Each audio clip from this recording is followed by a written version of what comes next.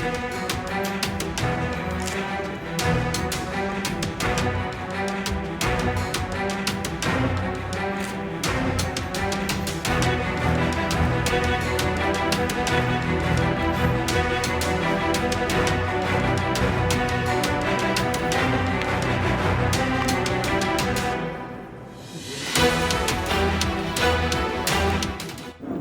दादांना तिसरी चौथीत असल्यापासून आमच्या घराचा त्यांचा संबंध होता.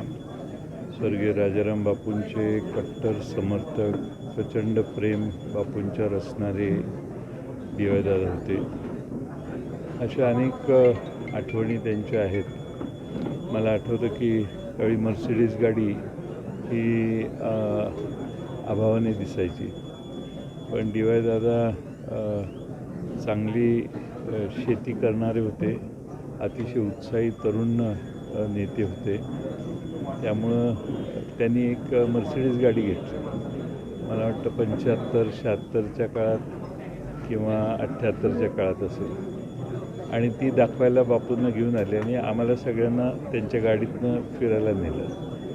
माझ्याकडे DY दादांच्या अनंत आठवणी आहेत, पण सगळ्यात महत्त्वाचं म्हणजे त्यांनी स्वकर्तृत्वाने शिक्षण संस्था उभ्या केल्या आणि देशातलं सगळ्यात मोठं यश DY दादांनी शैक्षणिक क्षेत्रामध्ये मिळवलं.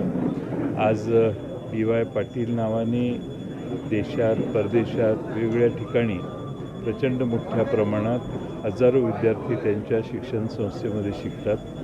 मला वाटतं की ग्रामीण भागातल्या एका तरुण नेतृत्वाने इथपर्यंत मजल मारली आणि या देशातलं एक उत्तम विद्यापीठ त्यांनी उभं करून दाखवलं.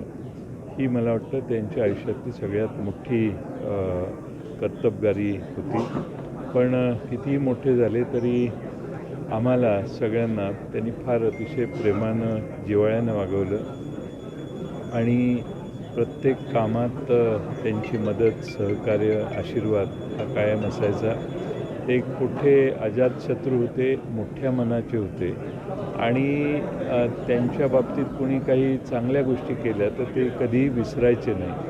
आणि त्यामुळं अशा एका अजातशत्रू व्यक्तिमत्वाचा आज आपण मुकलो आहे.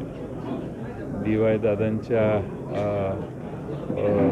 पश्चात त्यांचे चिरंजीव सतेज पाटील असतील किंवा संजय पाटील असतील, विजय असेल किंवा सगळेच असतील, त्या घरातल्या सगळ्या मुलांनी देखील कर्तबगारीनं अतिशय चांगल्या संस्था सांभाळलेल्या आहेत. मुंबई असो, पुणे असो किंवा कोल्हापूर असो, आणि त्यात प्रगती केलेली आहे. त्यामुळं DY दादांचा वसा घेऊन ही चारही मुलं अतिशय उत्तम काम करतील. खास करून सतेज पाटील, बंटी पाटील हे आमच्या क्षेत्रातले आणि अतिशय कर्तबगारीनं काँग्रेस पक्षाचं नेतृत्व बऱ्यापैकी उत्तम पद्धतीनं नव्या पिढीतले म्हणून ते करत आहेत आणि त्यांचा भविष्यकाळी उज्ज्वल आहे.